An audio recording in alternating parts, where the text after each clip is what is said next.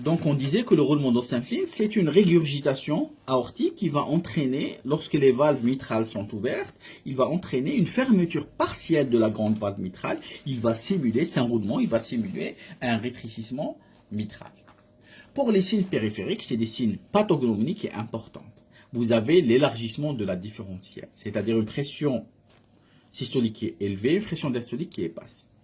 Plutôt, lorsque la pression artérielle diastolique est inférieure ou égale à 50 mm de mercure, c'est un signe de gravité et ça signe une insuffisance aortique importante ou bien une pression artérielle systolique supérieure à 3 fois la pression artérielle diastolique.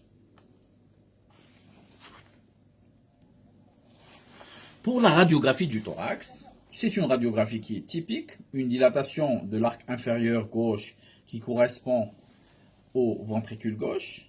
Et vous avez une dilatation de l'arc supérieur droit qui correspond à une dilatation de l'aorte ascendante. Et donc c'est une cardiomégalie en rapport avec une dilatation du ventricule gauche et de l'aorte ascendante. Sur le plan électrocardiographie, le signe pathognomonique, c'est une hypertrophie ventriculaire gauche de type diastolique. L'hypertrophie ventriculaire gauche, c'est une augmentation des indices, que ce soit le Sokolov qui correspond à la somme algébrique entre l'amplitude de l'onde S en V1 et l'amplitude de l'onde R en V5 ou bien V6. On prend la plus ample, donc c'est l'amplitude de V5 par exemple, et qu'on rajoute l'amplitude de V1. Et lorsqu'on trouve un Sokolov supérieur à 35 mm de mercure lorsque le patient dépasse 45 ans, ou bien 40-45 lorsque le patient est jeune, donc on parle d'une hypertrophie ventriculaire gauche. Ou bien l'indice de Cornell qui correspond à la somme de l'onde S en V3 plus l'onde R en VL. Donc lorsqu'elle est supérieure à 20 chez la femme ou supérieure à 28 chez l'homme, on parle d'une hypertrophie ventriculaire gauche. Maintenant, pour différencier une hypertrophie ventriculaire gauche de type diastolique, c'est-à-dire une surcharge de volume, d'une hypertrophie ventriculaire gauche de type systolique qui est surcharge de pression, donc il faut aller directement en V5 et V6. Lorsqu'on trouve que le ST il est isoélectrique avec des ondes T positifs, là c'est une hypertrophie ventriculaire de type diastolique. On trouve ça en cas d'insuffisance aortique et l'insuffisance mitrale.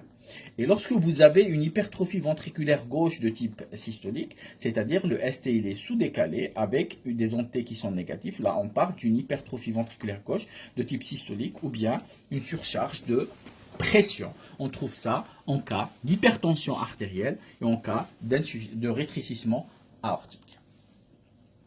Donc, mais l'examen clé, alors l'examen clé pour faire le diagnostic, pour confirmer le diagnostic, pour apprécier les signes de gravité et pour faire le diagnostic étiologique reste l'échocardiographie Doppler transthoracique.